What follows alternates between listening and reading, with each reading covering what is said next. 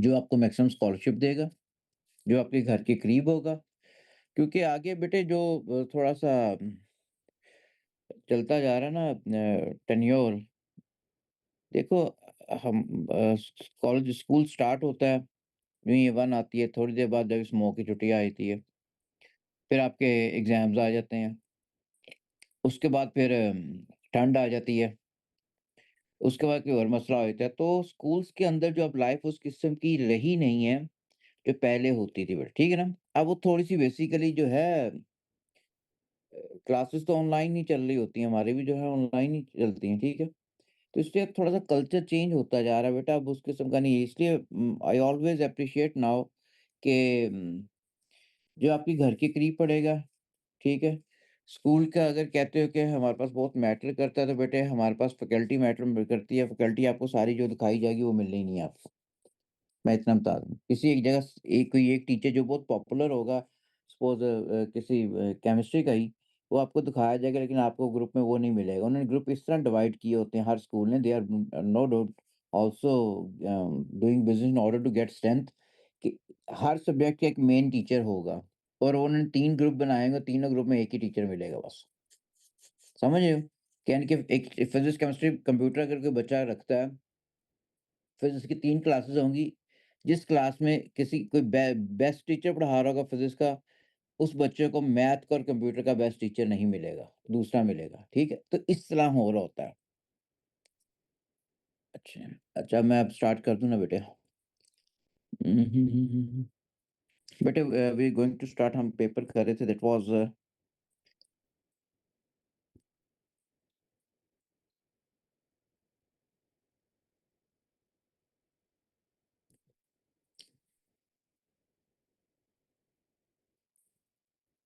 1 to 8 नवंबर 22 का है। एक तो इसको कवर करना है, बाद में दूसरा स्टार्ट करते हैं, ठीक है? अच्छा 27 P4 इज़ अ गुड नहीं रजब और बेहतर होना चाहिए 27। Faculty notice matters a lot, ठीक है, लेकिन मैंने आपको बता दिया faculty if you go to any college तो प्लीज डू कंफर्म देम कि आपको ये वही टीचर मिलेंगे जो आप एंटिसिपेट करें या नहीं। ये ना इफ यू पे टू देम और लेटर ऑन आपको लिस्ट मिलेगी, एक टीचर तो वो होगा, बाकी टीचर्स वो नहीं होंगे, ठीक है? ट्राई टू रियलाइज दिस, ठीक है?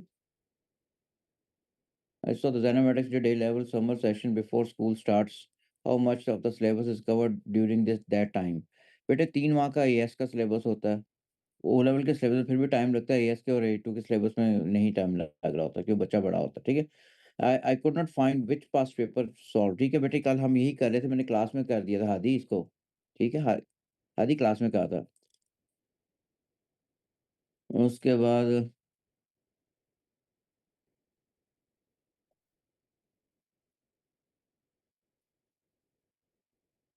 हाँ, कर दूँगा बेटा, रिकमेंडेशन भी कर दूँगा, नो वरीज़, ठीक है? Okay start. ये सेशन बेटा जुलाई को मुझे लगता है स्टार्ट होगा, जून के तक तो हम पेपर्स में आपके साथ ही होते हैं। जब तक आपका पेपर नहीं होता आपके साथ ही हैं बस। कि 10-12 दिन हमें भी चाहिए होते हैं। लो जी बेटे बिस्मिल्लाहिर्रहमानिर्रहीम, स्टार्ट करते हैं अब। ये हमने कुछ क्वेश्चंस किए फिर अंदर जो मुश्किल क्वेश्चन छोड़ते जा रहे थे, अभी चले उसी को ऑप्ट करते हैं। ये मैंने कल बताया भी था कौन सा पेपर करना है, ठीक है? ये हमने जो अब चले इसी लूप मेथड पे ऑप्ट करते हैं। ओके नेक्स्ट क्वेश्चन 14 पे आ गए, ठीक है? हाँ, पढ़ने बेटे पढ़ लो जो जो आपको आपको बेहतर लगेगा, ठीक है? शॉर्ट नोट्स अभी पढ़ने हैं, अभी पढ़ लो, बाद में पढ़ने में, लेकिन पढ़ लो एक दफ़ा, उसको पढ़ लोगे तो आपको काफ़ी चीज़ें जो सिलेबस के हैं, वो क्लियर हो जाएगा और वही चीज़ सिलेबस है। क्वेश्चन नंबर 14, अब please come back to the class and which statement about the centre of gravity is correct? ठीक है? Object with centre of gravity at the same height are less stable when the base is larger. Less stable जब base larger होगी, the center of gravity at the same height are less stable when base is larger. बेटे they are more stable, यहाँ पे गलती है, less stable, they are more stable। अगर base area ज्यादा होगा तो they are more stable, ठीक है? क्वेश्चन 13 मेरा बेटा समझा ही नहीं, मेरा बेटा जी। आयशा, मैं लूप मेथड अप्लाई करवा रहा हूँ, मैंने वो सारी टेक्निक्स भी बतानी, उससे मैंने पूरा एक क्वेश्चन किया था, अब मैं इस तरह जाना शुरू हो गया हूँ, ठीक है? मैंने जो मुश्किल क्वेश्चन होंगे करने हैं, अभी मैं सिर्फ़ जो आसान-आसान जो आते हैं ना स्ट्रेट फॉरवर्ड क्वेश्चन जो होंगे, जो नॉलेज बेस्ड हम सिर्फ़ उनको फ़ोकस कर रहे हैं। शरियत क्या है इसका आंसर भी है, देखते हैं भी है या नहीं। Object with centre of gravity at the same height are more stable when the base is larger, this is correct. ठीक है, स्टेबल इक्विलिब्रियम का क्वेश्चन है हमारे पास। थर्ड के अंदर object with higher centre of gravity and smaller base area are more stable, हमारे पास they are least stable. Objects with identical bases are more stable when the center of gravity is higher, when the center of gravity is lower. ठीक है, तो 14 का answer हो गया note B for बिस्मिल्लाह। हाँ, बेटे लूप मेथड हाजिरा ये होता है कि हमने क्वेश्चंस करते जाए, जैसे ये क्वेश्चन मुश्किल लग रहा था यहाँ से लेके यहाँ तक पढ़ना था मुझे, फिर करना भी पड़ना था, तो इसको सॉल्व करने में टाइम ज़्यादा लगता है, क्योंकि हमारे पास जितना भी टाइम ड्यूरेशन होती है, हमने उसको पहले 20 को 25 मिनट के अंदर हमारे पास लूप मेथड जो आसान क्वेश्चन होते हैं उनको कर लेते हैं, ताकि हम दूसरे क्वेश्चन पे फोकस कर सकें फिर। ठीक है, ये होता है। मैं अब इसी की पहले मैंने पूरा-पूरा पेपर नहीं करवाया, तो मैं इसमें दोनों-दोनों चीज़ें कवर करूँगा। अच्छा, नेक्स्ट क्वेश्चन, जैसे ये एक अब डायरेक्ट अप्रोच क्वेश्चन है, डायरेक्ट अप्रोच क्वेश्चन है। यहाँ पे जाके कैलकुलेशन स्टार्ट होनी, ठीक है? तो डायरेक्ट अप्रोच क्वेश्चन जो होते हैं उनको पहले कर लेते हैं बेटा। Energy is stored in batteries, fuels and food. What is the name? Chemical energy. बिल्कुल, देख आसान है ना ये डायरेक्ट क्वेश्चन है, इसका भी वही मार्क है जो मुश्किल क्वेश्चन है उसका भी 1 मार्क है, तो डेफिनिटली हम टाइम क्यों ज़्यादा वेस्ट करते हैं? हम पहले इनको करके फिर उस पे आ जाएँगे, ठीक है? अच्छा जी, हमारे पास ये थोड़ा-सा डायरेक्ट अप्रोच क्वेश्चन नहीं है, कहते मैं अभी कर लेता हूँ। A rocket of mass m when empty, the rocket carries an additional mass m of fuel. ठीक है, ये this is an target question, वैसे ही नज़र आ गया मुझे। ये बाद में करते हैं, ठीक है? बाद में करेंगे। फूड में केमिकल एनर्जी होती है, हम खाना-वाना जो भी खाते हैं डेफिनिटली वो केमिकल एनर्जी बेटा वो पॉसेस करता है। ठीक है? फूड के अंदर केमिकल एनर्जी होती है। What is the definition of efficiency? Efficiency का useful energy output to total energy input. Useful energy output और टोटल एनर्जी इनपुट, ठीक है? अब इसमें देखते हैं यूज़फुल एनर्जी इनपुट, इनपुट नहीं, this is wrong. So this is wrong, ठीक है? ये हो गया। टोटल एनर्जी इनपुट नहीं बेटे, यूज़फुल होती है पहले भी। टोटल एनर्जी आउटपुट ये भी गलत है। यूज़फुल एनर्जी आउटपुट और total energy input, yes answer है सी फॉर कैमरेज, ठीक है? 17 सी बिल्कुल ठीक हो गया। 18 क्वेश्चंस ऐसे भी हो जाएगा ये भी, लेकिन डायरेक्ट अप्रोच ही है। An object of mass m is lifted through a vertical distance d in time t। ठीक है, वर्टिकल डिस्टेंस यानी हाइट जो है हमारे पास, वर्टिकल डिस्टेंस क्या होता है? हाइट होती है।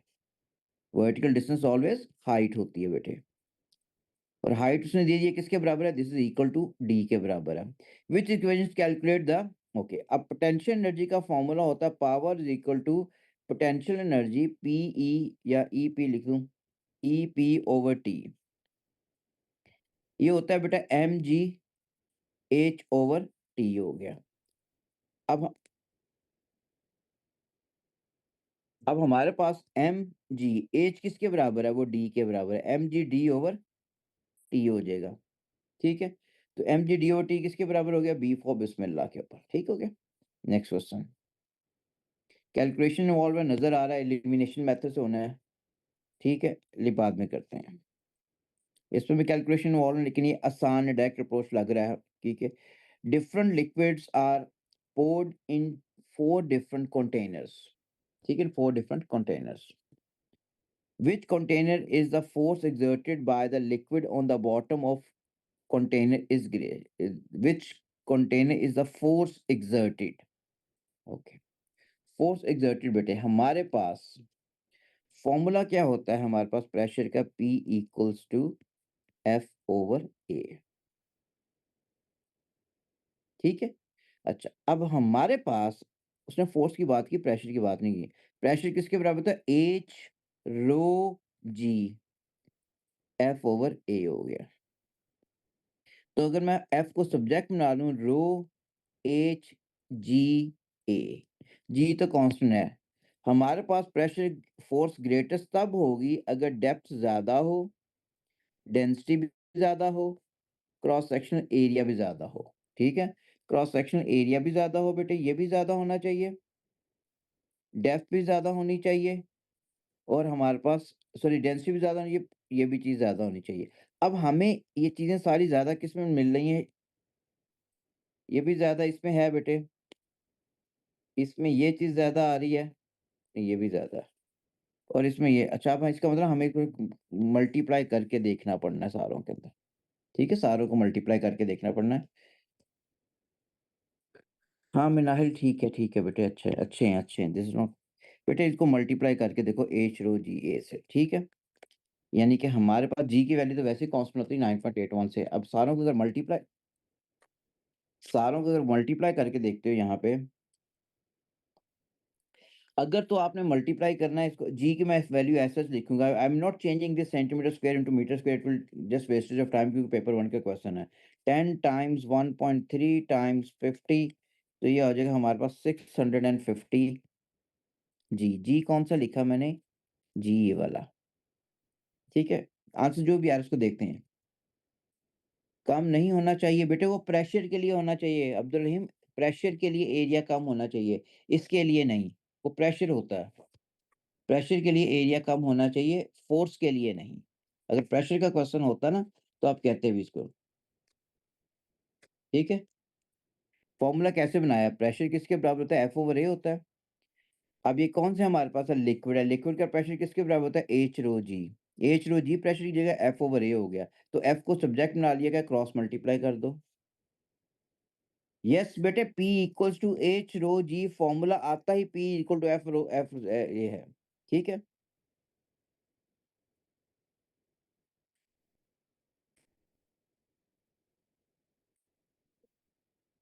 ठीक है। अब हमारे पास बाकी भी ये अब्दुल राफ़ी ने करके भेज दिए हैं। इसका आंसर इन्होंने बताया दिस इज़ 1280 G आ जाएगा G और इसकी इन्होंने बताया 2400 G हो गया और इसकी वैल्यू आ रही है हमारे पास दिस इज़ 3450 G हो गया और सबसे ज़्यादा वैल्यू किसकी आ रही है? वो D की आ रही है, तो आंसर होगा D फॉर डिंग डॉग, ठीक है? Sir re explain this one Syed Mohammad Abdullah कह रहे हैं, बेटे ये देखो फ़ॉर्मूला होता है okay, P equals to F over A formula पढ़ा हुआ ना? ये प्रेशर का फ़ॉर्मूला होता है। अब हमारे पास लिक्विड प्रेशर का क्या हम फ़ॉर्मूला पढ़ते हैं? H रो G तो मैंने ये वाला जो प्रेशर की वैल्यू है मैंने इसकी जगह पुट कर दी। मेरे पास क्या आ गया H रो G हो गया। मैंने निकालना क्या फ़ोर्स निकालनी है F ओवर A एसएच हो गया। अगर बेटे मैं फ़ोर्स को सब्जेक्ट बना लूँ तो क्या हो जाएगा H रो G A हो गया। ठीक है?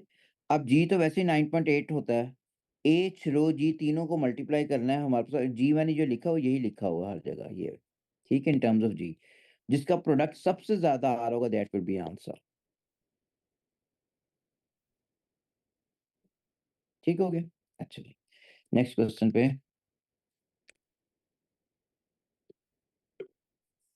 1 मिनट ये क्या कह रहे हो?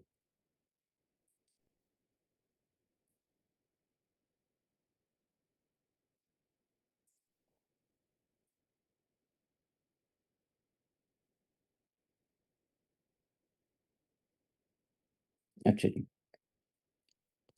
Sir in the end can you quickly go through हाँ, बट जो होगा ट्रबल मुझे दोबारा बता दो बेटे। अ, 1 मिनट।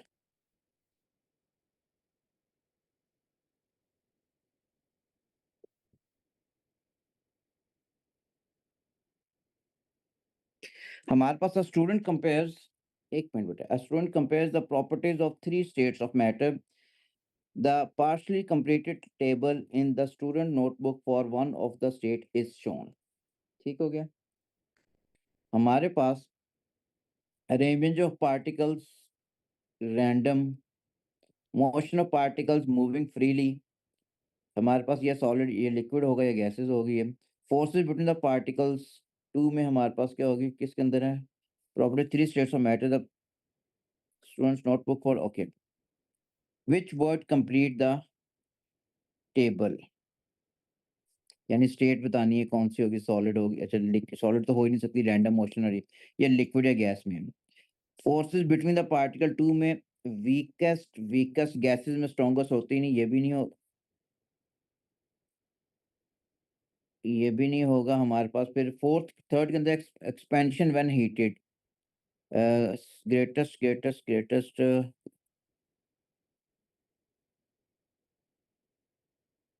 स्मॉलेस्ट नहीं होता, ग्रेटेस्ट आंसर होगा बेटा बी फॉर बिस्मिल्लाह। क्वेश्चन बड़ा अजीब सा लिया होता है। नहीं बेटे, लाइबा ए नहीं होगा बेटे। हाँ, रीजन क्या मैं बताता हूँ। ये लिखा हुआ ना, अरेंजमेंट ऑफ पार्टिकल्स रैंडम, यहाँ से बेटे दो चीजें आती हैं। ये रिजल्ट ये देता है, या तो ये लिक्विड है या ये गैस है। लिक्विड है या गैस है, यहाँ से ये सिर्फ रिजल्ट निकला है। ये फ्रीली मोशन, अगर with free motion with high speed का होता तो टोटली गैस होता, ठीक है। तो यहाँ से भी यही रिजल्ट निकल रहा है। फिर आगे उसने फर्दर क्या दिया, forces between the particle. Particle में फोर्सेस अगर हमारे पास क्या है, स्ट्रांग होंगी, तो नो डाउट फिर भी हम कह सकते हैं कि गैसेस लिक्विड हो सकता है, लिक्विड हो सकता है। फिर एक्सपेंशन व्हेन हीटेड, तो एक्सपैंड तो सारी चीजें स्मॉलेस्ट एक्सपेंशन होती है, स्मॉलेस्ट एक्सपेंशन तो सॉलिड के अंदर होती है, ठीक है।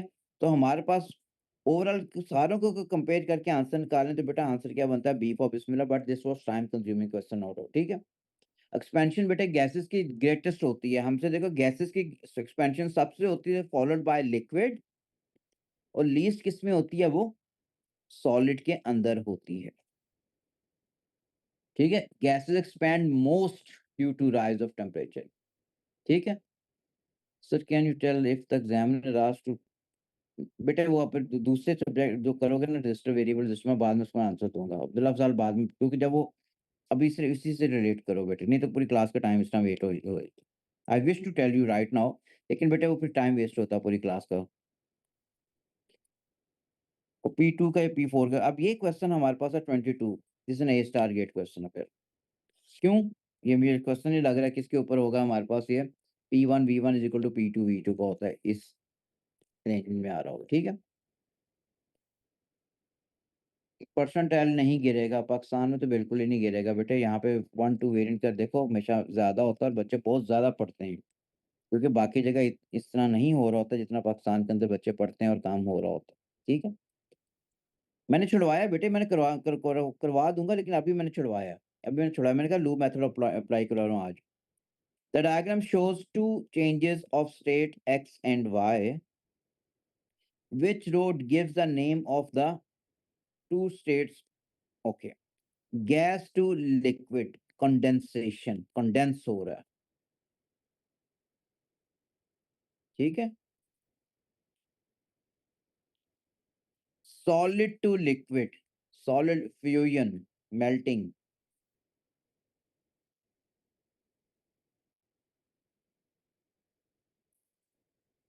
ठीक है। आंसर क्या हो गया, दिस इज डिंग डोंग, ठीक हो गया। नेक्स्ट में हमारे पास अगेन ये भी इजी क्वेश्चन होता है, energy can be transferred by thermal radiation, four surfaces have different colours and textures, ठीक है। डल ब्लैक होगा, रफ टेक्सचर होगा तो एब्जॉर्प्शन और एमिशन ज्यादा होती है, ठीक है। The surfaces are at equal temperature and have equal surface areas, equal temperature उसने कह दिया है, ठीक है, and equal surface areas, which surfaces transfer energy by thermal radiation at a faster, black and dull, black and dull, fastest rate की जल्दी से यानी करेगी, तो आंसर इसका यही होगा, यही है, ठीक हो गया।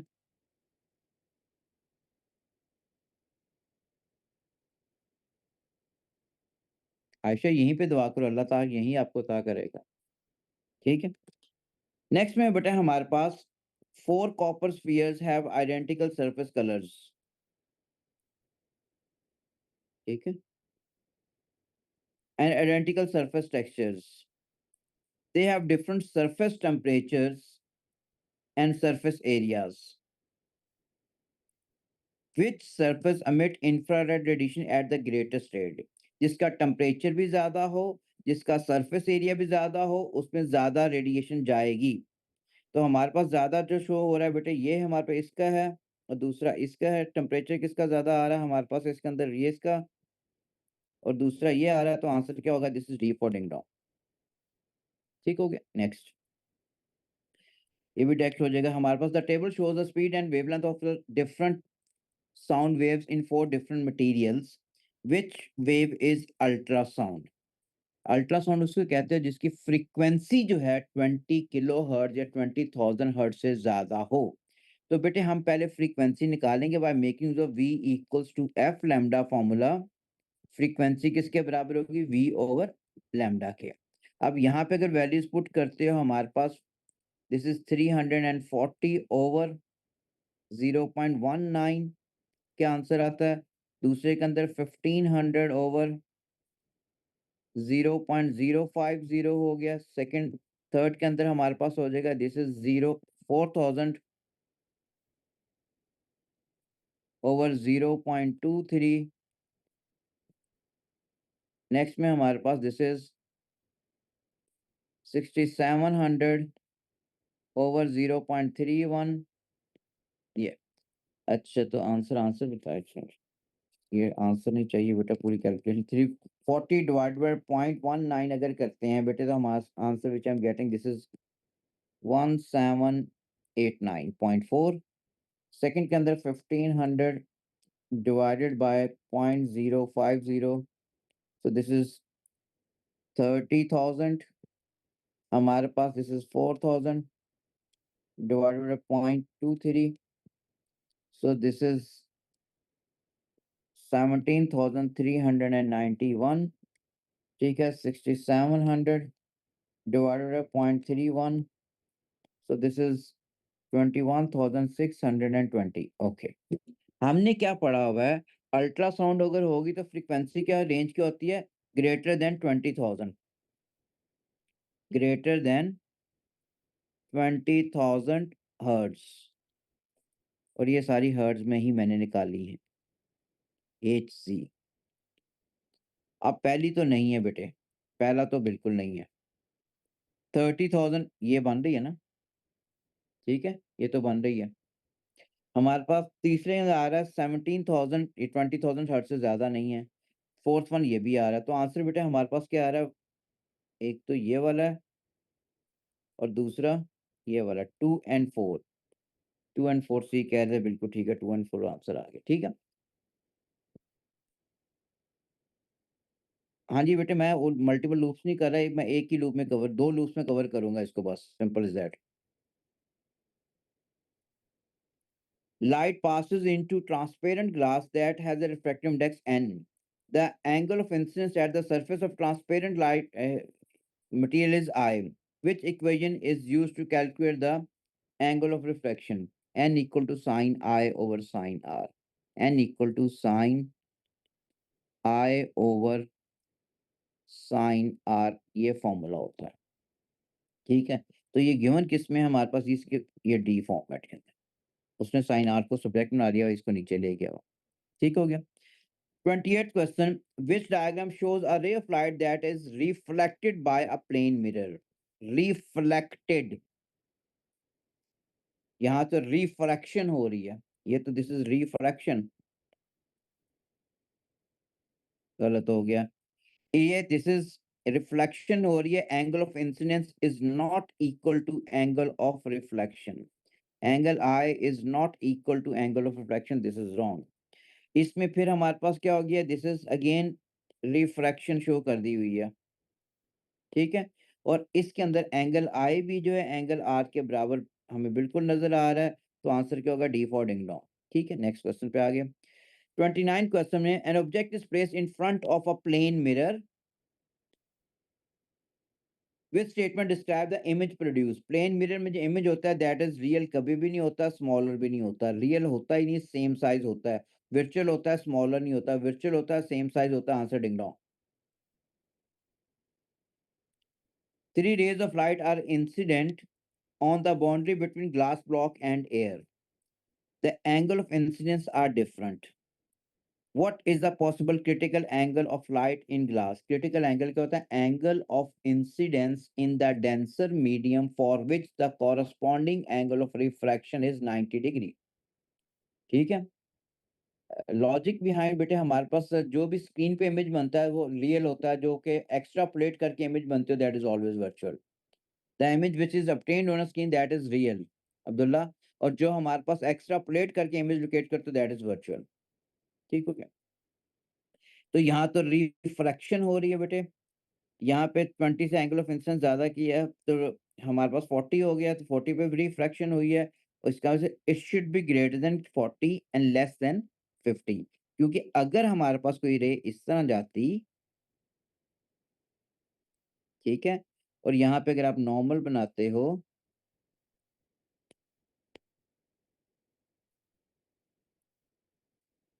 ठीक है? नॉर्मल बनाते हो, ये रे इस तरह चली जाती है, सो this is O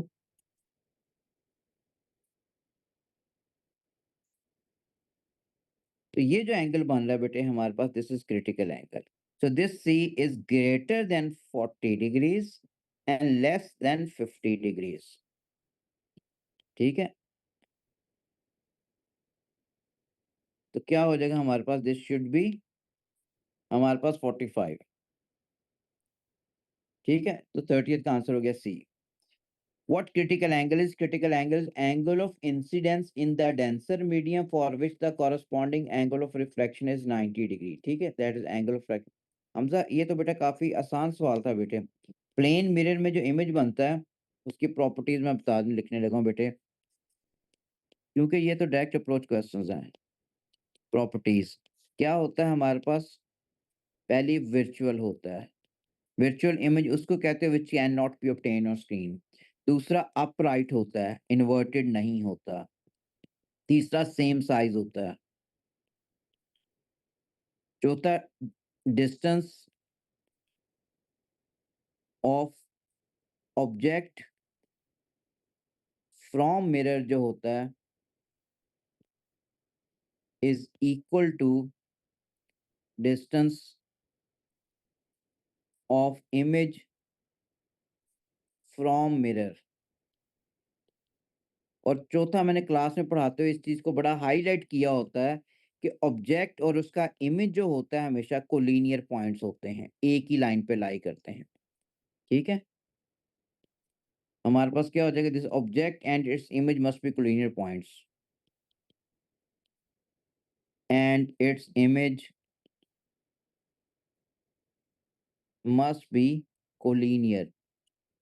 collinear mean एक ही लाइन पे अब लाई करेंगे, क्योंकि अगर ये क्वेश्चन जाता ना कि बी क्रिएट की तरफ से भी, तो हमारे पास मैं उसमें डायरेक्ट इसी से करना था फिर मैंने। ठीक हो गया? अच्छा जी, एक्सप्लेन बेटा क्रिटिकल एंगल मैंने हाजिर कर दिया ये। Angle of incidence in the denser medium for which the corresponding angle of refraction is 90 degree, उसको क्रिटिकल एंगल कहते हैं। क्रिटिकल एंगल क्या होता है? Angle of incidence in the denser medium for which the corresponding angle of refraction is 90 degree. अच्छा, can't be 60 degree because at 50 degrees the total tunnel refraction. यहाँ पे total tunnel, यहाँ पे रिफ्रैक्शन हो रही है, लिख देते हैं इसको। This is refraction.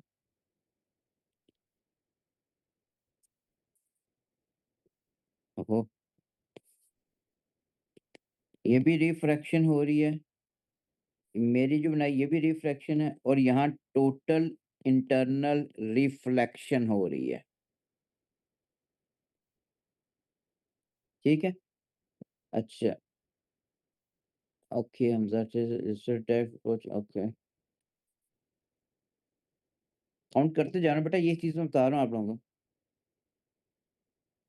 बेटा कोई ट्रिक उसका नहीं, थोड़ा-सा 2-3 दफ़ा पढ़ोगे तो याद हो जाने चाहिए। हमारे पास जो भी कन्वेक्स लेंस का इमेज बनता है that must be real. Convex lens में जो भी इमेज बन रहा होता है वो अगर इन्वर्टेड होगा तो it must be real. A real image must be inverted, ये उसका मेन होता है, इसी पे क्वेश्चन होते हैं। 31 के अंदर आ गया बेटा। अच्छा, इसमें हमारे पास कोई कैलकुलेशन इन्वॉल्व है लगता है। चलें देखते हैं फिर भी इसको, इतना डायरेक्ट है नहीं बेटे। चलें, a student does N investigation of 4 thin lenses. The lenses are used to produce focused image of 4 different objects. The student measures the length of the image and the length of object. The results are shown in the table. In which case is the magnification produced the greatest? Magnification सिर्फ O levels के syllabus में, IGCSE के syllabus में नहीं है। Object की length and object हमारे पास पड़ा हुआ है, मैग्निफिकेशन का हमारे पास फॉर्मूला होता है, दिस इज इमेज लेंथ या image height, image length over object length होगी, image length over object length. अब हम इसी को यूज करके निकालेंगे। यहाँ पे हमारे पास क्या आ रही है, 3.5 को अगर आप डिवाइड करते हो 0.80 से एक आंसर आएगा। दूसरा हमारे पास क्या हो गया, 4.7 को अगर आप 0.6 से डिवाइड करते हो दूसरी वैल्यू आ जाएगी। तीसरे के अंदर हमारे पास बेटा ये क्या होगा, दिस इज 4.8 को इफ आई डिवाइड बाय 0.70 तीसरी आ जाएगी। हमारे पास नेक्स्ट में 5.2 को 0.90 से डिवाइड करो, ये चौथी आ जाएगी बेटा। ठीक है, तो आंसर राफी ने बता दिया 4.375। फिर हमारा अब्दुल्ला अफजाल ने भी ये बताया 7.8, 6.8, 5.7। ठीक है, अब ग्रेटेस्ट कहा होता है जिसकी वैल्यू सबसे ज्यादा आ रही होगी, दैट विल सबसे ज्यादा वैल्यू किसकी आ रही है, दिस इज बी फॉर बिस्मिल्लाह। ठीक हो गया। नेक्स्ट क्वेश्चन के अंदर इसमें टाइम लगना है क्योंकि काफी ये भी देखना पड़ना है, एनालिसिस ज्यादा चाहिए, छोड़ दो। नेक्स्ट क्वेश्चन इसमें हमारे पास चले, cardboard has two wires P and Q connected to the ends, insert the tube P, okay time ज़्यादा लगना है, टाइम ज़्यादा लगना है, great. 35, which device works due to electromagnetic induction. ठीक है, बैटरी तो इलेक्ट्रोमैग्नेटिक इंडक्शन पे काम नहीं करती। इलेक्ट्रोमैग्नेटिक इंडक्शन में सिर्फ ट्रांसफार्मर काम कर रहा होता है, ट्रांसफार्मर, ट्रांसफार्मर बेटे। उसमें प्राइमरी कॉइल के अंदर करंट को वेरी करते हो तो सेकेंडरी कॉइल में ऑटोमेटिकली आना शुरू होता है। इलेक्ट्रोमैग्नेटिक इंडक्शन क्या होता है, हमारे पास ईएमएफ और current is induced due to change in magnetic field lines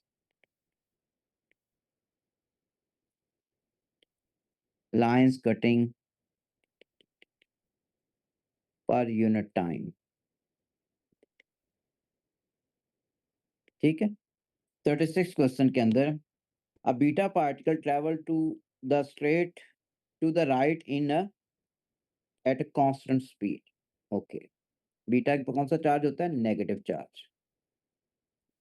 which field deflects the particle towards the top of page, towards the top of page, इसका मतलब फोर्स की डायरेक्शन में गिवन है ये कह रहा है बेटे हमारे पास use Fleming's left hand rule. ठीक है, यहाँ पे हमने Fleming's Fleming's left hand rule use करना है। तो फ्लेमिंग्स लेफ्ट हैंड रूल अगर यहाँ से मुझे एक मिल जाए,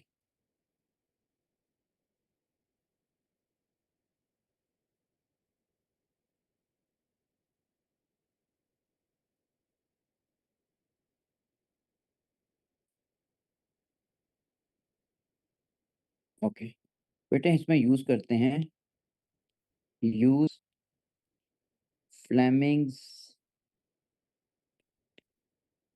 लेफ्ट हैंड रूल, ये हो Fleming's left hand rule. Okay ठीक है।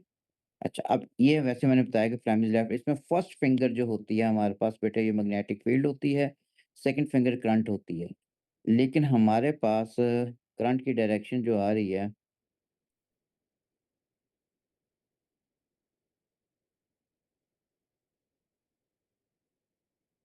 आपका मैं वैसे करवा देता हूँ।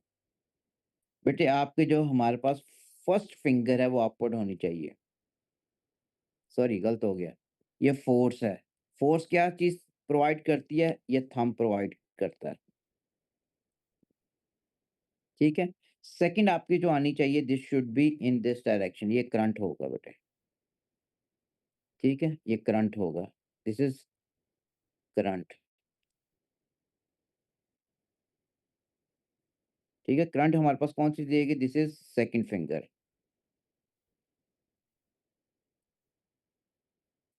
ठीक है, सेकंड फिंगर। ठीक है, क्यों इस डायरेक्शन में होगी, क्योंकि अगर बीटा इधर जा रहा है तो करंट की डायरेक्शन हमेशा उससे ऑपोजिट होगी। करंट की डायरेक्शन हमेशा ऑपोजिट होगी to the flow of beta particle. ठीक है? ये करंट की डायरेक्शन बेटा, क्योंकि करंट हमेशा पॉज़िटिव से नेगेटिव लेते हैं और बीटा हमेशा ऑपोज़िट लेते हैं, ठीक है? हमारे पास अब हमने क्या लेना है कि देखना है कि आपकी फर्स्ट फिंगर किस डायरेक्शन में पॉइंट कर रही है।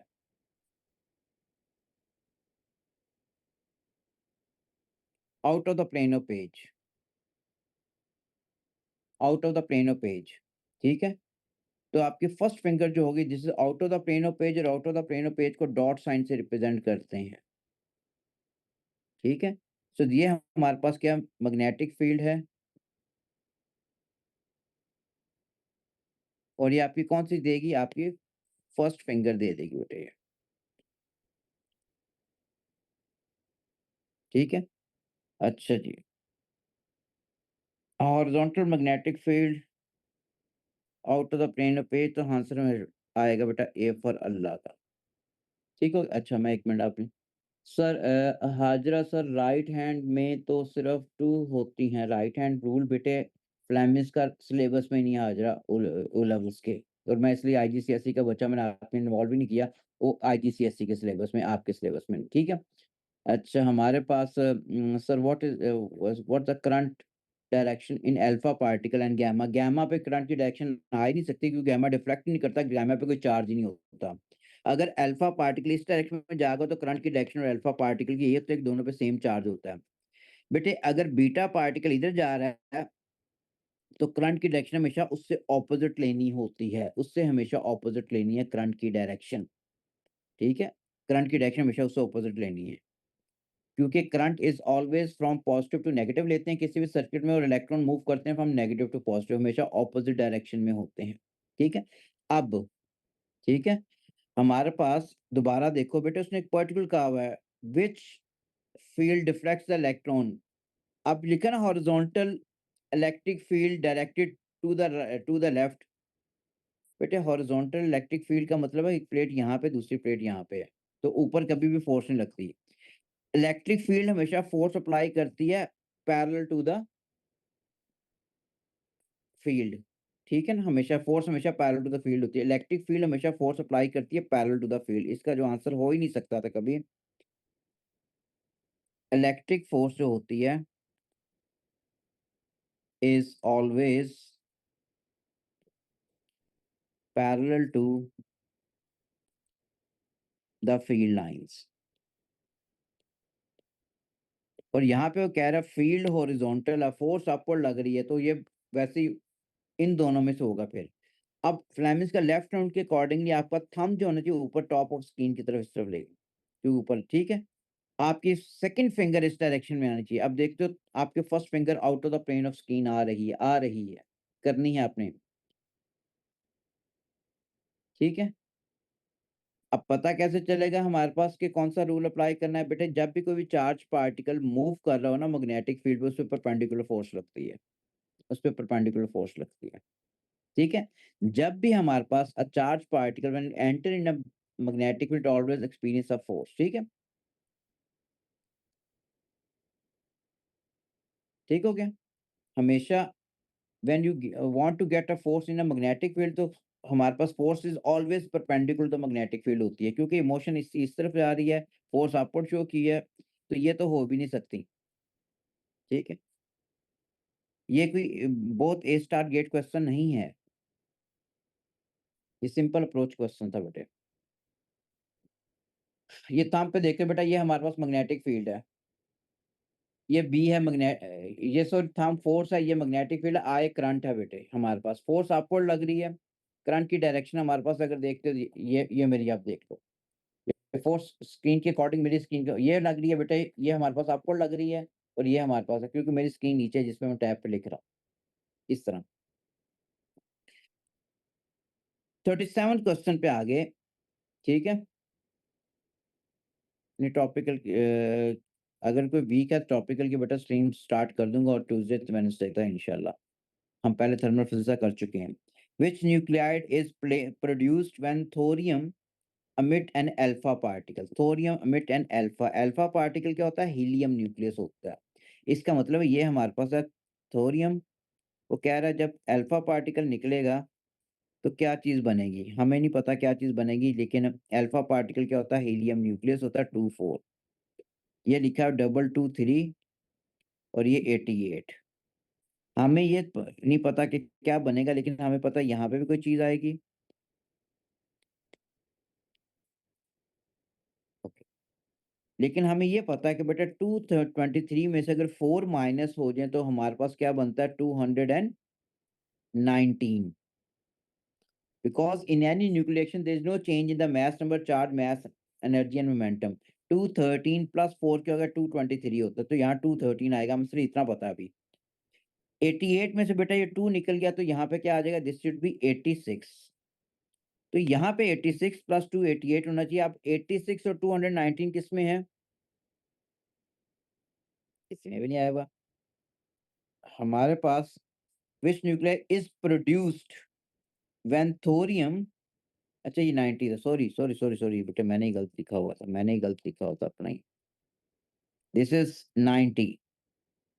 90 है तो इट शुड बी 88 हो जाएगा बेटे।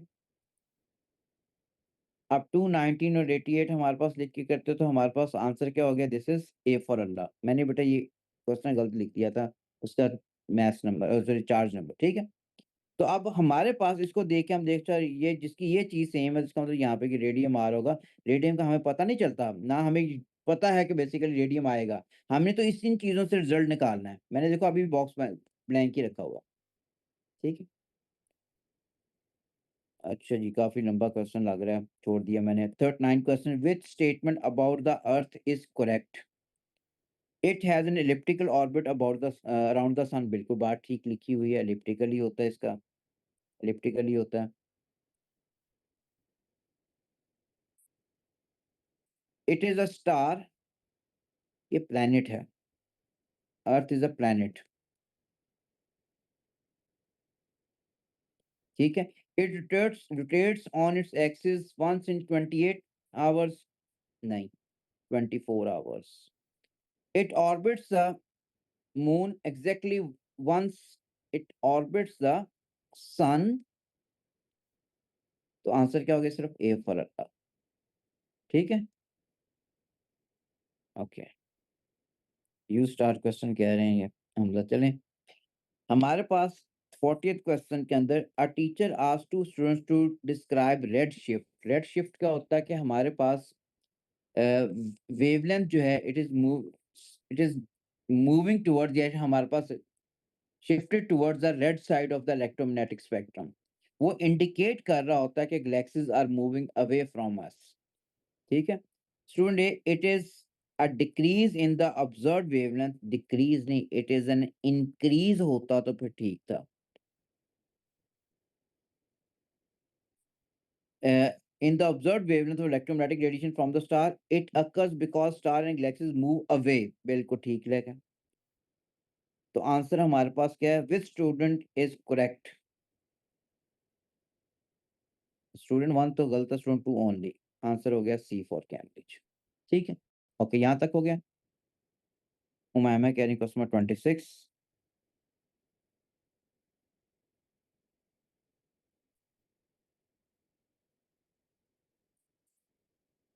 बेटे उसने कहा होता है कि अल्ट्रासाउंड वेव्स कौन होंगी? अल्ट्रासोनिक से होती है, इनकी फ्रीक्वेंसी ग्रेटर देन 20,000 हर्ट्ज होती है, ठीक है। तो हमने v equals to F lambda apply करके, क्योंकि v की वैल्यू भी है, लैम्डा भी है, तो हमने फ्रीक्वेंसी निकाली by making F S F v over lambda. अब v की ये वैल्यू है, वेवलेंथ ये है, आंसर ये हो गया। स्पीड की ये वैल्यू है, वेवलेंथ ये है, ये आंसर हो गया। ये वैल्यू है स्पीड की, ये से डिवाइड किया, ये आंसर आ गया। 67 को 0.31 से किया तो ये आंसर आ गया। अब किन क्या आंसर 20,000 हर्ट्ज से ज़्यादा है? किसका आंसर 20,000 हर्ट्ज से ज़्यादा है? 20,000 हर्ट्ज से बेटा ज़्यादा, एक तो ये आंसर आ रहा है, दूसरा ये आंसर आ रहा है। इसका मतलब ये कौन सा 2 वाला, फिर किसका आ रहा है 4 वाला। तो ये इसलिए हमने किया था, ठीक है।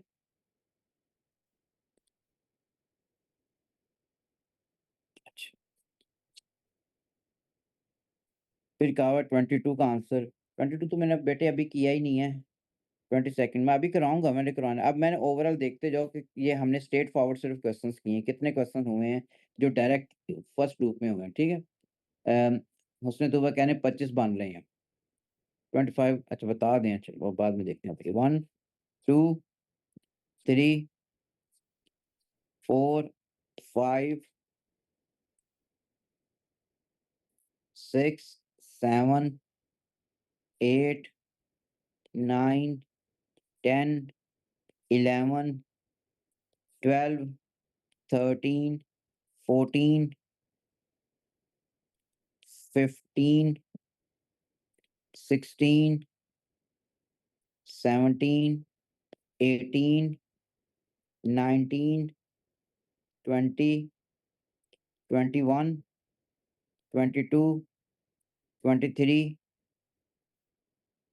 24, 25, 26, 27, 28, 29, 29 हमारे पास है जो स्ट्रेट फॉरवर्ड क्वेश्चन थे जिन पे हम टाइम नहीं ज़ाया कर सकते थे, ठीक है?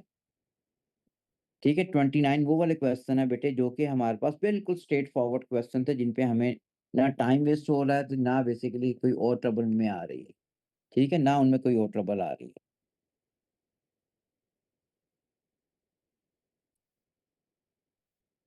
ठीक हो गया? अच्छा, अब बेटे मैं सारे हादी कराने लगूँगा, बाकी कराने लगूँ। मैंने आपको बता दिया कि लूप के अंदर जो स्ट्रेट फॉरवर्ड क्वेश्चन हमने किए हैं, वो 28 हैं। अगर 28 हैं तो इसका मतलब हमारे पास वो यानी कि कहने का मतलब कि हमारे पास इतना कोई मुश्किल नहीं था पेपर। अगर हम इसी तरह पहले स्ट्रेट फॉरवर्ड क्वेश्चन ही करने हैं, बाद में वो मैं आस्ते-आस्ते प्रैक्टिस कराता जाऊँगा। हाँ, ल लूप में बेटा साथ ही बबल शीट फिल नहीं की तो बाद में ट्रबल हो जानी है। बबल शीट साथ ही फिल करनी है ताकि आपको बाद में पता हो आपने सवाल छोड़े कौन से हैं। ठीक है? और आपने जो आपका जो पेपर होता है बेटा उस पेपर को आपने फुल फिल करना है। यानी कि आई मीन टू से कि पेपर के ऊपर ही आपने सारा रफ वर्क करना होता है ना। जिस तरह मैं नीचे लाइनें लगाता जा रहा होता हूँ ना, जिस तरह ये वाला ये गलत है, आपने भी इस तरह ही करते हैं। आपकी आपके लिए कर रहा हूँ। ठीक है? कि अच्छा ये है, इस तरह है। आपने भी इस तरह करते जाएँ ताकि आपको बिल्कुल क्लियर हो कि आंसर क्या है। उसको पेपर को नीटली ना पेपर नहीं जानता कैमरेज के अंदर आपको, वो तो यहीं पे रहे ना। आपको सिर्फ एक बबल शीट जानी है, वो भी स्कैन होके, ठीक है ना?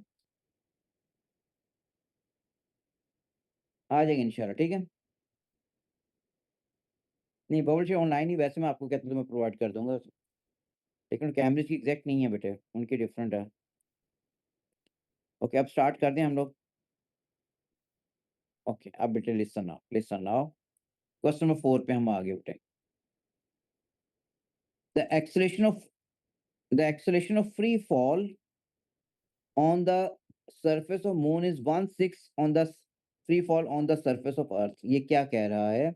बेटे कह रहा है फ्री फॉल की वैल्यू जो मून पे है, दिस इज जो अर्थ पे है उसका 1/6 है। ये ये चीज है,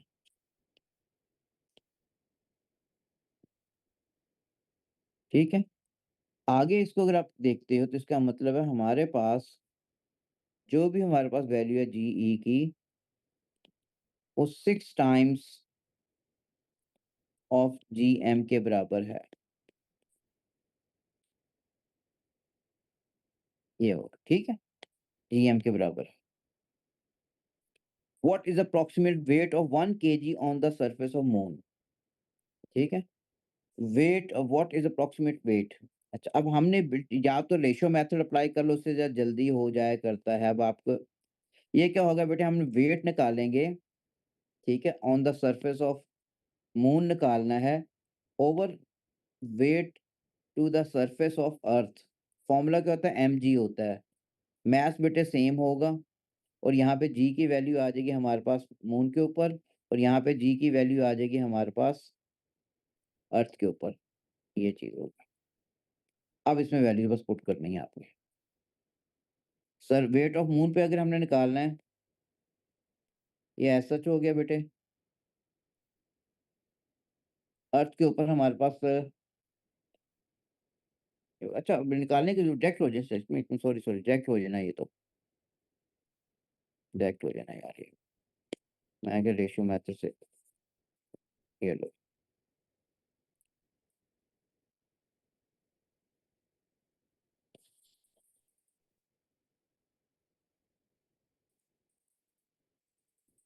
ओके।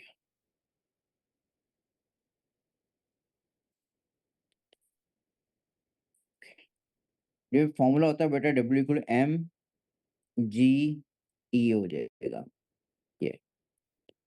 अब हमने जो चीज़ पढ़ ली हुई है कि हमारे पास जी गलती है ना फिर यार मैंने क्या हो गया ये। अब बेटे हमारे पास क्या होगा, आप क्या करोगे, मैथ्स एज सच हो गया बेटे, इसकी वैल्यू हमने एज सच लिख ली जी ई ओवर 6 हो गई। ठीक हो गया। अब हमारे पास क्या होगा, मैथ्स की वैल्यू क्या है, दिस इज 1 केजी, जी की वैल्यू कितनी है 9.8 ओवर 6 हो गया बेटे। आंसर आ गया, क्या आ रहा है, बी आ रहा है, दिस इज 9.8 1.63 न्यूटन। तो आंसर हो जाएगा बी फॉर दिस प्लेट। ठीक हो गया।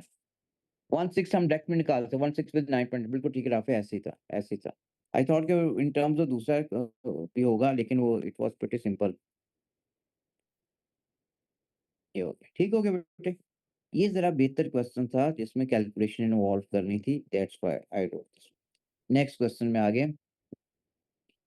अ ship uses ultrasound to measure the depth of the sea. Okay, ये हमारे पास बेटे कोई सी लेवल हो गया हमारे पास, ये हो गया। और यहाँ पे एक हमारे पास, if this is a ship here, ये ठीक हो गया। There is a time interval of 0.5052 second between transmitting and detecting the pulse of the ultrasound। यानी अल्ट्रासाउंड यहाँ से गई भी है और रिफ्लेक्ट होके भी आई। जो टाइम उसने लिया, दिस इज 0.52 सेकंड है आने और जाने का। The speed of sound is, ठीक है, 1500। व्हाट इज द डेप्थ, बेटे डेप्थ हमारे पास आने और जाने में डिस्टेंस क्या डी है। ठीक है, तो हमारे पास स्पीड किसके बराबर होगी, this is equal to distance over time हो गया, डिस्टेंस ओवर टाइम। ठीक हो गया। तो स्पीड हमारे पास होगी, दिस इज 1500। आने और जाने में टोटल डिस्टेंस क्या होगा, 2d होगा, क्योंकि टाइम 2d का गिवन है विच इज 0.52। तो यहाँ से हमारे पास क्या हो जाएगा, डी की वैल्यू क्या हो जाएगी, this is 1500 times 0.52 divided by 2 करते हैं तो आंसर 390 आ रहा है। बेटे आंसर होगा ए फॉर अल्लाह। ठीक है। What was the last answer, last answer that was B, B for small. ठीक हो गया। फिर then we come to question number 9 पे, क्वेश्चन नंबर 9 पे आ गए। ठीक है। 9 के अंदर हमारे पास क्या कह रहा है, द रिजल्टेंट फोर्स, जब भी किसी पे रिजल्टेंट फोर्स लग, सर टाइम डिवाइडेड बाय 2 भी कर सकते थे, हाँ, या हाँ बिल्कुल, एक मिनट। या तो बेटे ये आने जाने का हमारे पास टाइम गिवन था ना, सिर्फ आने का टाइम या तो इसको 2 से डिवाइड करके फिर ये 2 ऊपर नहीं लिखते थे, फिर इसको 2 से डिवाइड करके कर सकते थे, बिल्कुल ठीक था।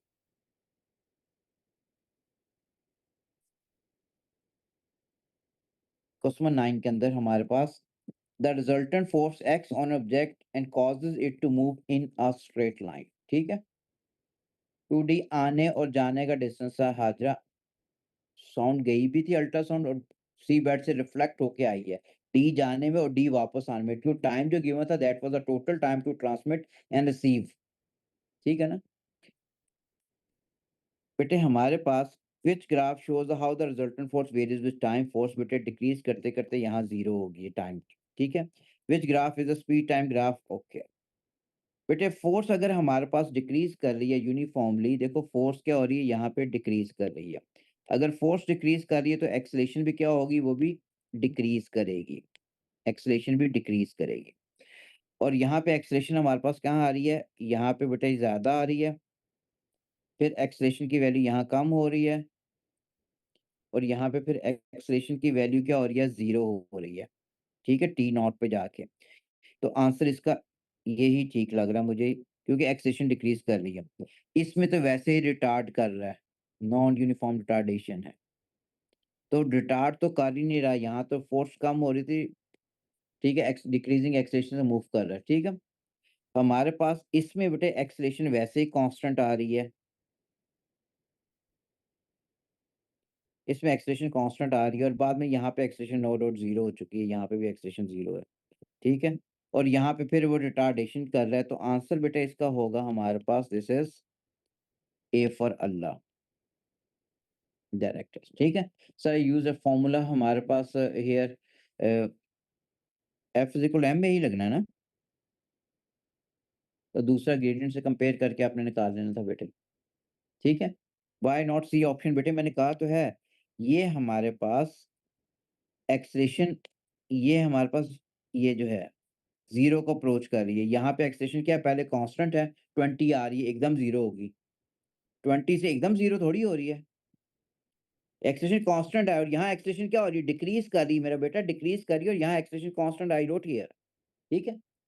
तो ये इसलिए दोबारा हमज़ा कह रहे हैं, दोबारा समझा दें। हमज़ा ये बेटे यहाँ पे फ़ोर्स मैक्सिमम है, फ़ोर्स पे डिक्रीज़ करती जा रही है, यूनिफ़ॉर्मली डिक्रीज़ कर रही है ना और यहाँ पे जाके फ़ोर्स क्या हो चुकी है? 0।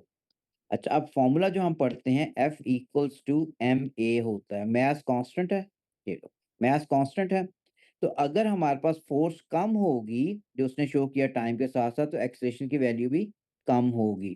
तो मैंने वही लिखा था, फ़ोर्स अगर कम होगी, तो एक्सेलरेशन भी कम होगी। अब नीचे 4 ग्राफ गिवन है, स्पीड टाइम ग्राफ, इनका ग्रेडिएंट क्या होता है? वो एक्सेलरेशन रिप्रेज़ेंट करता है। पहले मैंने यहाँ पे ग्रेडिएंट बताया, एक्सेलरेशन की वैल्यू ज़्यादा थी। यहाँ पे किया एक्सेलरेशन कम हो चुकी है, यहाँ पे किया एक्सेलरेशन 0 हो चुकी है। किसके बाद 0 हो चुकी है? टी नॉट के बाद। तो टी नॉट पे क्या थी? एक्सेलरेशन 0 ही हो गई थी क्योंकि फ़ोर्स 0 हो गई थी। यहाँ पे फ़ोर्स 0 हो चुकी है। फ़ोर्स इज़ 0, यहाँ एक्सेलरेशन भी 0 हो चुकी है। ठीक है? तो इसमें तो रिटार्डेशन हो रही है, ठीक है? यहाँ पे एक्सेलरेशन पहले कांस्टेंट थी, बाद में 0 हुई। ठीक है? नो डाउट इस पे जाके टी नॉट पे 0 हो चुकी है, लेकिन यहाँ कांस्टेंट है और यहाँ एक्सेलरेशन क्या हो रही? कम हो रही है। डी में वैसे रिटार्डेशन तो ए और सी को कंपेयर करना था, फिर दोनों को कंपेयर किया तो ए हमारे पास आंसर आता है, इसमें तो एक्सेलरेशन वैसे ही कांस्टेंट है। ठीक है? Sir gradient of resultant force and time gives resultant force और टाइम हमारे पास ग्रेडिएंट जो इसका क्या देगा हमारे पास एफ ओवर टी कोई फॉर्मूला पढ़ा हुआ आपने? नहीं पढ़ा हुआ ना? ठीक है? ओके। ओके नेक्स्ट 13 क्वेश्चन पे आ गए व्हिच इज़ फ्रॉम मोमेंट के हमारे पास फोर्स के अंदर से है। क्वेश्चन ज़रा बेहतर लग रहा है हमारे पास ये। A long plank is pivoted at its centre of gravity. ठीक है? Two objects X and Y are then placed on the plank. X is here and Y is here. X has a weight of 140 Newton and is 1.2 meter to the left of pivot. 1.2 meter to the left of pivot. Y has a weight of 220 Newton and is 0.5 meter to the right of pivot. 0.5 meter. A third object of weight 110 Newton is placed on the plank so the plank is in equilibrium. On which part of the plank is the object placed? Absolutely a Stargate question है। Answer हाजिर शायद इसका कह रहे हो, ठीक है, बाकी बच्चे सी कह रहे हैं, ठीक, अच्छा। अब मुझे नहीं पता कहाँ पे प्लेस करनी है चीज़, ठीक है? लेकिन मुझे ये पता है कि ये जो हमारे पास है, ये फ़ोर्स क्या है, ये क्लॉकवाइज़ लेके जा रही है, ठीक है? तो पहले मैं क्लॉकवाइज़ मोमेंट देखूँगा, क्लॉकवाइज़ मोमेंट। क्लॉकवाइज़ मोमेंट में फ़ोर्स मेरी क्या लग रही है 220 न्यूटन की, परपेंडिकुलर डिस्टेंस क्या है, दिस इज़ 0.55, ठीक है? इसको मल्टीप्लाई करते तो 121 न्यूटन मीटर आ गया। फिर मैं देखता हूँ कि मेरे पास ये जो फ़ोर्स लग रही है दूसरी ये वाली, ये किस डायरेक्शन में लेके जा रही है एंटी क्लॉकवाइज़। फिर एंटी क्लॉकवाइज़ मोमेंट मैंने देखा, मेरी फ़ोर्स कितनी लग रही है 140 न्यूटन की। मेरा perpendicular distance from the pivot उसने दिया व्हिच इज़ 0.1 सॉरी 1.2 1.2 1.2 हो गया। तो यहाँ से मेरे पास आंसर आता है 168 इसका मतलब ये बैलेंस तो नहीं है ना? मेरा कौन-सा मोमेंट ज़्यादा है? Anti clockwise. इसका मतलब मैंने अगर इसको इक्विलिब्रियम में लेके आना है, बैलेंस करना है, तो मुझे क्लॉकवाइज़ मोमेंट कॉज़ करना पड़ेगा, ठीक है? तो रिजल्टेंट मोमेंट मेरा इस टाइम टाइम में कौन-सा आ रहा है?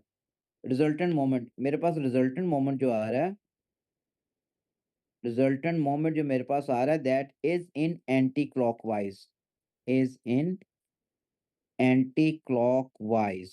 कितना आ रहा है ज्यादा? 168 में से 121 माइनस करते हो तो ये 7 और ये 47 हो गया, ठीक है।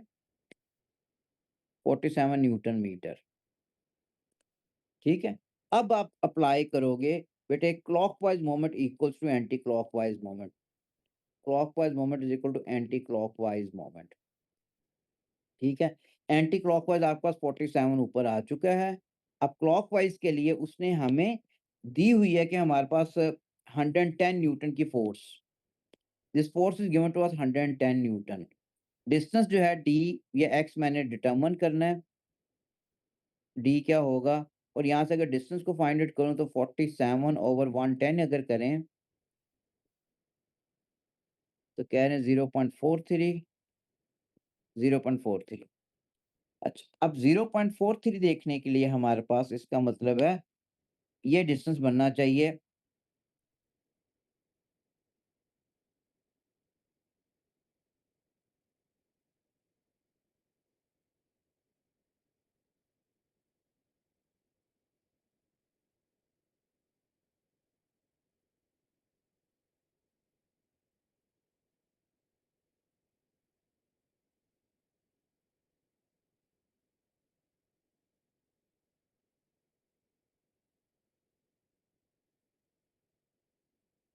नहीं डिंग डोंग तो नहीं बन रहा बेटा, ये तो वैसे दोनों निकल गए ना, ये तो वैसे नहीं है, सी और डी में से बनता है। तो हमारे पास इसका मतलब उसने पूछा on which part of the plank is the plane, कि यहाँ पे प्लेस करना पड़ेगा हमें, ठीक है। वो किस पार्ट में आएगा? सी पार्ट में आएगा, तो आंसर होगा सी फॉर कैम्ब्रिज। पार्ट कहा हुआ था बेटा उसने, यानी कि यहाँ पे किसी जगह प्लेस कर रहा होगा, ये वाला, ये 110 न्यूटन की फोर्स लगनी है यहाँ पे, और परपेंडिकुलर डिस्टेंस इसका जो बनना है हमारे पास, वो ये वाला बनना है हमेशा, ठीक है। ये वाला। और ये कितना है? 0.43 है, 0.43 मीटर।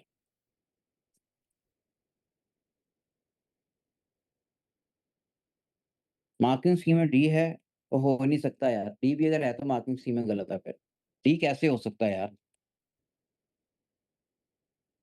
डी मार्किंग स्कीम में बेटे है, नहीं नहीं नहीं हो सकता, ओ लेवल एक नहीं बेटे, मार्किंग स्कीम में कह रहे हैं डी है, डी हो नहीं सकता है, इससे एब्सोल्युटली स्टार बिल्कुल ऐसे है।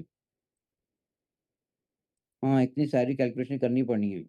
इसमें शायद सी पे पहला है लग रहा है, लेकिन है नहीं बेटे, सी है, सी है, कह रहे हैं सी है मार्किंग स्कीम में भी, ठीक है। ओके, उसके बाद कस्टमर 16 पे आ गए, फिर मैंने लिखा जिसमें ए स्टार गेट क्वेश्चन है, पहले आप लोग करो, पहले आप लोग करो बेटे। हाँ, बिल्कुल ऐसे ठीक है, अब्दुल राफ़ी ऐसे ही। नूर फ़ातिमा ने आपका आंसर बता रहे हैं, लेकिन लेट अदर डू, कई बच्चों ने नहीं किया होता बेटा, इसलिए रुकते हैं हम लोग।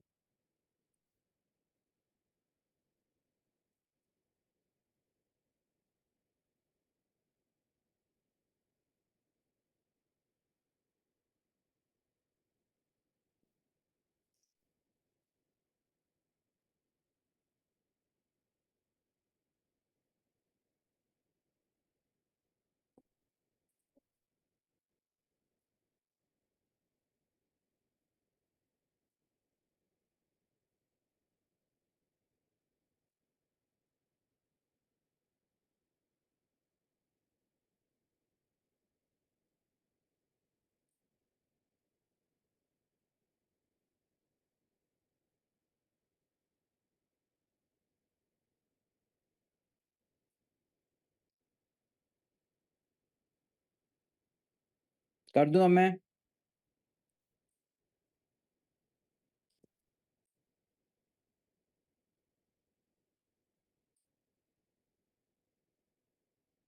ओके जी, मेरी टर्न आ गई। कह रहे हैं ए आंसर है, ए, बी, सी, मोइन, बी, हमज़ा, अच्छा चलिए, मेरी टर्न आ गई। बेटे हमारे पास अब क्वेश्चन देखिएगा, a rocket of mass M when empty, ठीक है? द रॉक अब 2 मिनट यहाँ पे, आंसर कह रहे हैं C, the rocket carries an additional mass m of fuel. अगर एम्प्टी है तो मास m है, फ्यूल भी m डालेंगे तो टोटल मास क्या हो जाएगा, 2m हो जाएगा उस टाइम।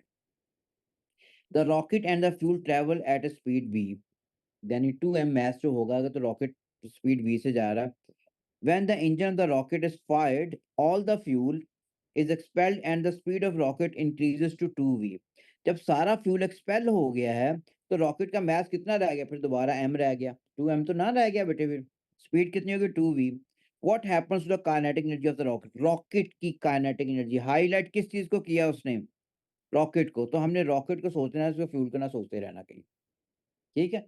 तो यानी कि अगर हमारे पास, मैं यहाँ पे इसको करूं, इनिशियल काइनेटिक एनर्जी क्या हो जाएगी, यानी initial kinetic energy of rocket and fuel, ठीक है, दिस इज हाफ मास क्या हो गया, m प्लस m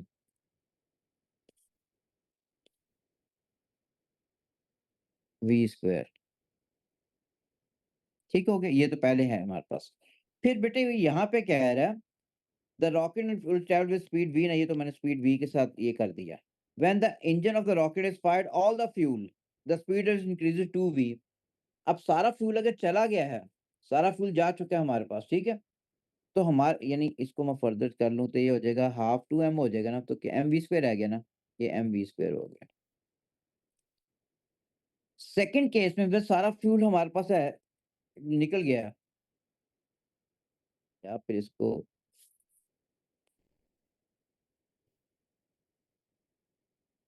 E के 1 लिख लिया मैंने, पहले जो काइनेटिक एनर्जी आ रही है।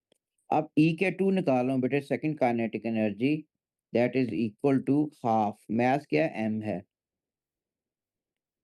वेलोसिटी किसके बराबर होगी, 2v का स्क्वायर हो गया। तो फर्दर किसके बराबर होगा, 4mv square over 2, 4mv square over 2, ठीक हो गया। तो ये किसके बराबर हो जाएगा, this is 2mv square, 2mv square हो, ठीक है। अच्छा, अब हमारे पास इसका मतलब है कि मैं ये सेकंड इक्वेशन जो है, ये फर्स्ट थी, ये मेरी सेकंड थी, ऐसे ही हो गया ना। हमारे पास में 1 को 2 में पुट करो, ठीक है, हमारे पास ये किसके आ रही है, ये सिर्फ रॉकेट की आ रही है ना, तो E के 2 जो आ रही है,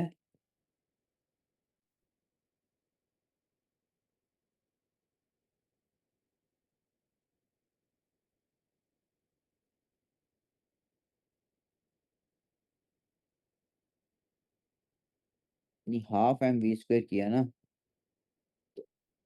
स्पीड 2v है, 4mv स्क्वायर हो गया, तो 2mv स्क्वायर हो गया, ठीक है, ये हो गया। ओके, एक मिनट बेटे, एक मिनट रुको, सवाल पूरा देखना है। E के 3 भी निकाल रहा हूँ, सिर्फ काइनेटिक रॉकेट की है, ये भी रॉकेट की आ रही थी, रॉकेट्स काइनेटिक एनर्जी, ये भी रॉकेट्स काइनेटिक एनर्जी की थे, हाफ m, मास इसका m ही है, वेलोसिटी रॉकेट की क्या आ जा रही थी हमारे पास, दैट इज v का स्क्वायर हो जाएगा, तो this is equal to mv square over 2।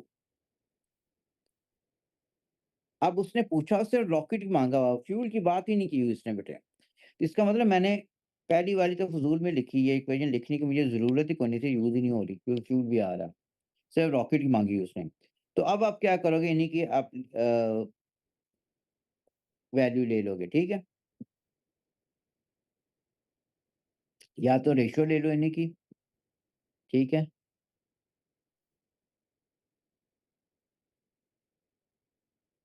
यानी E के 2 जो है हमारे पास, इसको अगर आप रेशियो ले लो, E के 2 ओवर E के 3, क्योंकि रेशियो मेथड में हम ए लेवल बहुत ज़्यादा चलता ही वही है, तो आदत उसी की पड़ गई हुई है। अगर ये समझ आ जाएगा यहाँ पे जाके तो क्लियर बता दीजिएगा, नहीं तो फिर मैं दूसरा मेथड ट्राई कर दूँगा।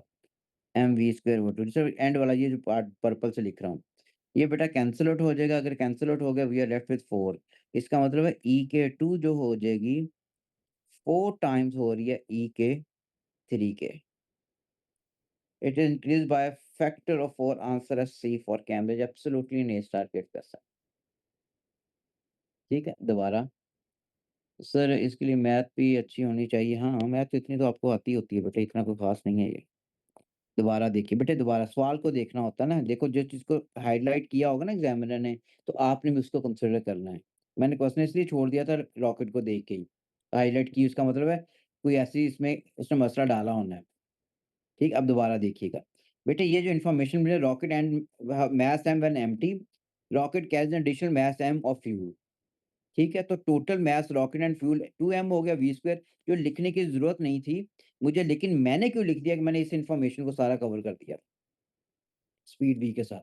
क्वेश्चन आगे यहाँ से स्टार्ट होता है, when engine of the rocket is fired all the fuel, फिर रॉकेट का मास कितना रह गया, फिर m ही रह गया, and the speed of rocket increases 2v, half m 2v का स्क्वायर हो गया बेटे, मास m रह गया था ना, वेलोसिटी 2v, तो ये आंसर आ गया। हमारे पास सिर्फ रॉकेट की काइनेटिक एनर्जी देखो, उस टाइम क्या होगी, half M V square, mass M पे रह जाएगा, फ्यूल तो है नहीं, एम वी स्क्वायर ओवर 2 हो गया, जब शुरू में मूव कर रहा था यहाँ पे भी। तो इन्हीं की आपने रेशियो ले ली बेटे, रेशियो ले लिया, हमारे पास क्या हो गया, ई के 2 ओवर ई के 3, 2 एम वी स्क्वायर, एम ये एम एम कैंसिल हो गया, एम वी स्क्वायर 4 आंसर आ गया, क्योंकि ऊपर चला जाएगा ना, तो ई के 2 क्या होगा, 4 टाइम्स ई के 1 के बराबर आ रही, ठीक है, ठीक है, चलें ठीक है, आती देखते हैं। बेटे फिर वो पेपर में आपको लूप है, वो हम टीचर्स को पता चल जाता है, इसलिए मैं 2 लूप्स में इसको फिज़िक्स का क्वेश्चन करा रहा होता हूँ। अगर हम इस तरह करें तो वो वो हमें तो पता है कि मैंने जब चीज़ को, लेकिन पेपर में आपको कैसे पता चलेगा, इसलिए फिर हम इसको कर रहे होते हैं, ठीक है? मनाइम दोबारा देखो बेटे, हमारे पास वो कह रहा है कि हमारे पास रॉकी ने जब सारा फ्यूल एक्सपेल कर दिया तो उसका मास कितना रह जाएगा, m हो जाएगा, ठीक है? m हो गया, उसकी वेलोसिटी 2v होगी। तो मास m हो गया, वेलोसिटी 2v होगी, तो इसको सॉल्व किया तो 4mv स्क्वायर ओवर 2, तो 2mv स्क्वायर हो गया, ठीक है? और हमारे पास इनिशियल काइनेटिक एनर्जी क्या थी, है मास m था, रॉकेट का वेलोसिटी v से ही जा रहा था, मास रॉकेट का मास m था, वेलोसिटी v, तो सिर्फ रॉकेट की हमने कंसीडर करना, फ्यूल को कंसीडर करने की जरूरत ही नहीं। तो ये mv स्क्वायर ओवर 2 आ रहा है, ये भी 2mv स्क्वायर आ रहा है, तो मैंने रेशियो ले ली ताकि मेरे पास फैक्टर आ जाए, कितने फैक्टर्स पे आ रहा है। तो मेरे पास बेटा ये 2mv स्क्वायर, mv स्क्वायर 2 हो गया, यानी कि 2mv square divided by mv square over 2 हो गया। तो ये 2mv स्क्वायर हो गया multiply by 2 over mv square हो गया ना, ये कैंसल आउट हो गया। 2 टाइम्स 2 किसके बराबर होगा, 4, तो ये आई रोट 4, तो इसमें 4 टाइम्स आ जाएगा, ठीक है?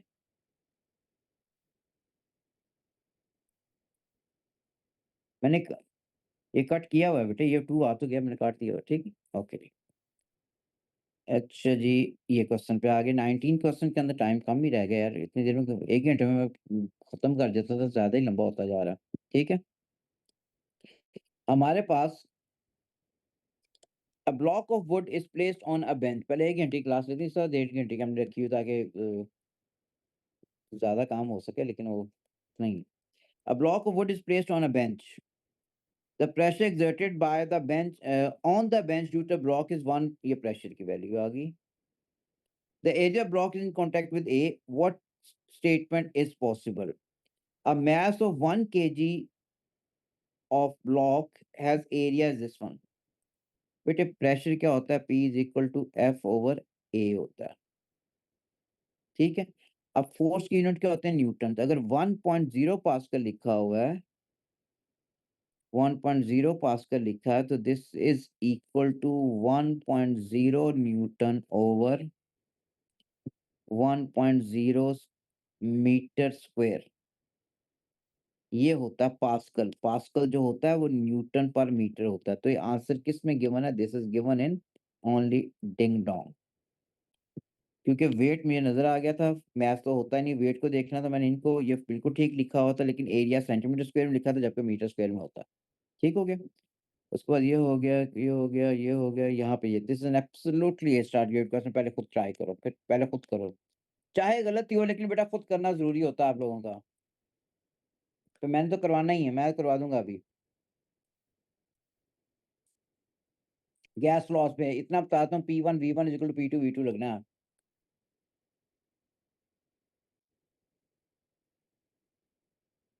It should be C. अच्छा जी, सी कह रहे हैं, पता नहीं सी। सर वी नहीं आ रहा था मुझे।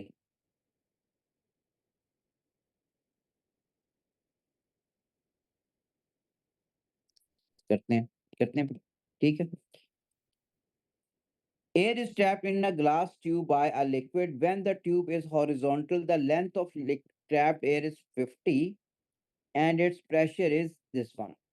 इसका मतलब है यहाँ से मेरे पास जो इंफॉर्मेशन आ रही है बेटे वो ये आ रही है कि यहाँ मेरे पास प्रेशर की वैल्यू जो आ रही है P1 जो है, this is 1.0 times 10 to raise पर 5 पास्कल। ठीक है। V1 किसके बराबर है, लेंथ कितनी है 50 मिलीमीटर, तो 50 वॉल्यूम किसके बराबर होता है बेटे, नहीं, एरिया टाइम्स लेंथ होता है ना, या लेंथ टाइम्स एरिया ले लो, वॉल्यूम हो गया। लेंथ हमारे पास कितनी है, हमारे पास 50 ए, मैं उसको चेंज में ए मैंने एरिया ले लिया ना, ये एरिया, ए फॉर एरिया, ये लो। अच्छा, अब सेकंड मेरे पास ये डायग्राम क्या रिप्रेजेंट कर रही है, यहाँ पे हमारे पास क्या है, when the tube is vertical and closed end downward length of the tap is 45, the temperature remain constant. यहाँ पे प्रेशर की वैल्यू P2 की वैल्यू क्या होगी, वी नीड टू डिटरमिन, और वॉल्यूम V2 क्या होगा, this is L2 times A। तो L2 की वैल्यू कितनी हो जाएगी 45 मिलीमीटर, 45 टाइम्स A हो गया। ठीक हो गया। अब बेटे आपने फॉर्मूला अप्लाई करना है, P1 V1 equals to P2 V2, P1 V1 equals to P2 V2। क्यों ये फॉर्मूला पता कैसे पता चला, क्योंकि इसने कह दिया टेम्परेचर कांस्टेंट है। Then relationship which we are having between pressure and volume at constant temperature is only this one। अब इसके पुट करते हो, this is 1.0 times 10 to raise पर 5। V1 हमारे पास क्या 50A, P2 हमने डिटरमिन करना है, V2 क्या 45A हो गया। अब A तो A से कैंसिल आउट हो गया बेटे, ठीक है। तो P2 को अगर फर्दर आप लेते हो तो आंसर कहते 1.1 टाइम्स 10 C कह रहे, तो मैं वही लिख रहा हूँ फिर, ये आ जाएगा। ठीक है। What is a, A is the area, volume किसके बराबर होता है, लेंथ टाइम्स एरिया कह लो, तो हमारे पास विड्थ टाइम हाइट होता है, तो विड्थ टाइम हाइट क्या हो गया, एरिया हो गया। तो हमारे पास ये हिस्से का एरिया मैंने लिखा तो हुआ ये वाला एरिया हो गया, लेंथ ये होगी, तो क्या होगा, वॉल्यूम आ जाएगा। एरिया को लेंथ से मल्टीप्लाई कर दें, एरिया यहाँ पे सर्कुलर गया तो pi r square, pi r square हो जाएगा। ठीक है ना।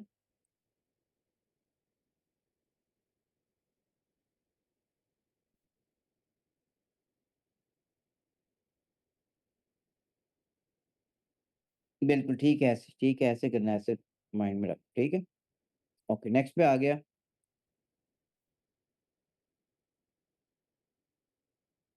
ये वाला क्वेश्चन हमारे पास, नॉर्थ पोल कहाँ बनेगा, साउथ पोल कहाँ बनेगा, उसके ऊपर क्वेश्चन है ये, ठीक है।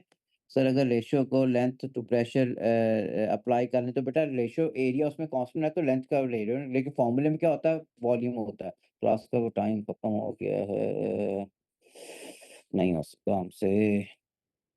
3 क्वेश्चन 4 क्वेश्चन पड़े हुए हैं, होने चाहिए थे इतने टाइम पे।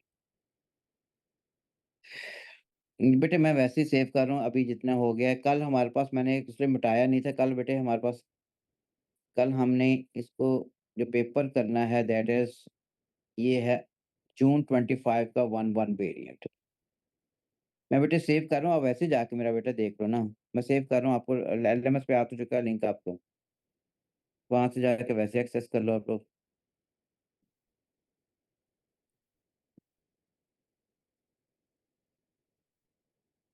ये ईयरली पेपर्स में हम कर रहे हैं 25 के अंदर जाके, इसमें गया, इसमें जाना था, 26 पेपर 1, ये ठीक हो गया, बाकी कल कर लेंगे। एरिया बेटे कांस्टेंट है ना, पाइप का एरिया जो हमारे पास पाई आर स्क्वायर होगा वो कांस्टेंट होता है। 30/40 बेटे हमारे पास नहीं, इससे ज्यादा राफे बनने चाहिए, बनने चाहिए इससे ज्यादा, ठीक है। कल फिर फर्दर डिस्कस करें, ओके बेटा, थैंक यू, अल्लाह हाफिज।